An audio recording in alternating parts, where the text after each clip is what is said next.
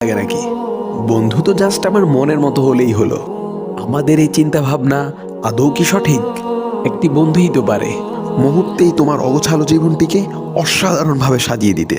আবার একটি বন্ধুই পারে তোমার সাজানো গোছানো জীবনটিকে বিশৃঙ্খলার অনন্য উপমা বানিয়ে দিতে। সুতরাং বন্ধু তো এমন হওয়া উচিত যার সাথে থাকলে তোমার গুনাহ করতে লজ্জা লাগে, যার সাথে থাকলে নামাজ না পড়ে কাজা করার কোনো ওয়ে থাকে না। আছে নাকি তোমারও এমন কোনো বন্ধু যার সাথে থাকলে তোমার গুনাহ করতে লজ্জা লাগে, যার সাথে থাকলে তোমার নামাজ না পড়ে কাজা করার কোনো ওয়ে থাকে না? যদি থাকে তাহলে নিঃসন্দেহে পৃথিবীর সবচেয়ে সৌভাগ্যবান মানুষগুলোর মধ্যে তুমি একজন। আর হ্যাঁ, কমেন্ট বক্সে তাকে অবশ্যই মেনশন দিয়ে যাবে। আর যদি না থাকে তাহলে আজই এমন বন্ধুর অন্বেষণে নেমে পড়ো। সবশেষে একটাই কথা, সৎসঙ্গে স্বর্গবাস, অসৎসঙ্গে সর্বনাশ।